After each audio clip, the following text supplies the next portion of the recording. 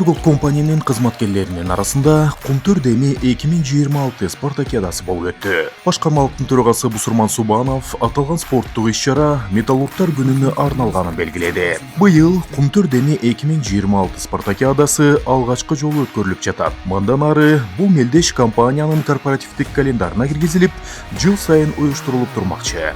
Бул спартакиада командалар арасындагы мелдеш гана эмес, эң башкасы сергек жашоо образын даңазалоо, кызматкерлер арасындагы тилектештикти, жамааттык биримдикти арттырууга багытталган, деди компаниянын жетекчиси. Эске сала кетсек, Кумтөр Деми 2026 спартакиадасы футбол, волейбол, гире көтөрүү, аркан тартыш, тогуз коргол, шахмат сыяктуу спорттун 12 түрү боюнча өткөрүлдү. Бийиктикке бирге деген урандын астында өткөн мелдешке ишкананын бардык бөлүмдөрү активдүү катышып, жеңүүчүлөргө кубок, грамота жана ар кандай сыйлыктар тапшырылды.